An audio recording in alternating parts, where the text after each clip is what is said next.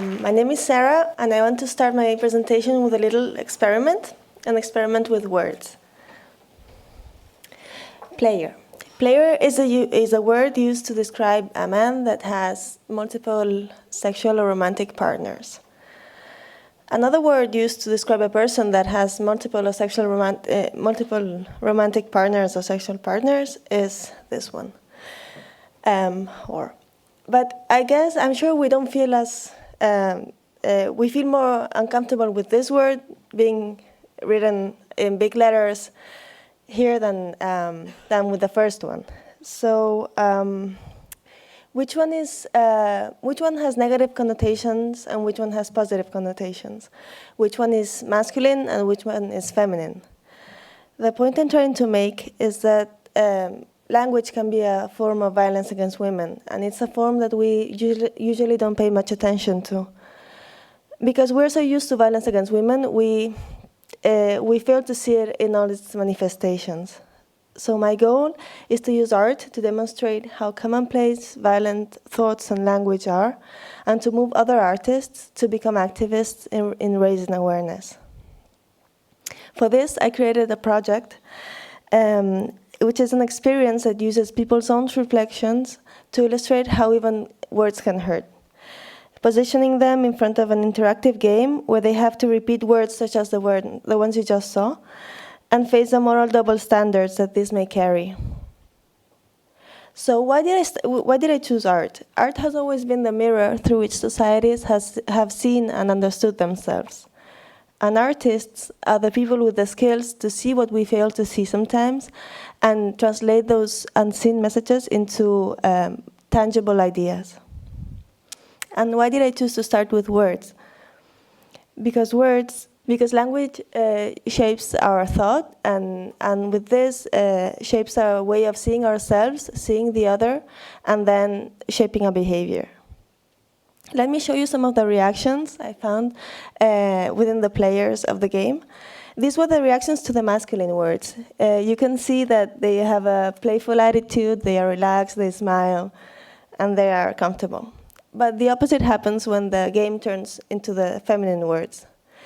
They are very uncomfortable when facing those words. They really don't want to repeat them. They can tell in their own faces the violence that these terms convey.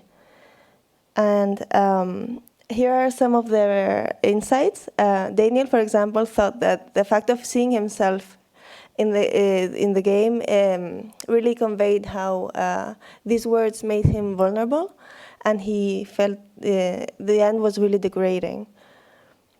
Sandy and Mari started a conversation about how these terms repeat themselves in many different languages and cultures, and how that reflects the nature of those cultures. Stefan, for example, thought that the humor part of the game highlighted the violence of the words and made him think of this impact that he usually doesn't think about. So after this installation and this experience, I started mobilizing artists and getting responses from many different artists. And I've organized an exhibition this summer where 13 artists will raise their voices to end violence against women. And here are some examples of the art pieces that you will be able to see there.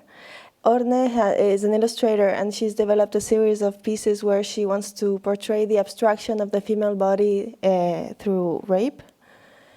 Renzo is researching in the objectification of the female body through storytelling, and he's focusing in the Japanese traditions, comparing Asian traditions with current traditions. Jemmy has tried to put himself in the shoes of a woman in a emotionally abusive relationship, and has developed two collections of paintings that right now are being very, very successful. He's right now exhibiting near Banksy, so he's very that shows his success. And he's also developed some narrative about the experience of trying to feel what she is feeling. Anna is trying to show how, through her installation, how stereotypes can affect self-esteem. And Eliza has developed this interesting piece on how the undervalue of a woman's work can be even physically harmful.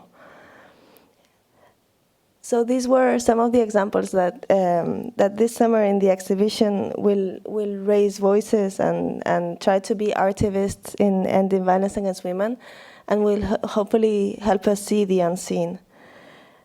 And of course, you're all invited. You can follow all the information online and through social media. And thank you very much.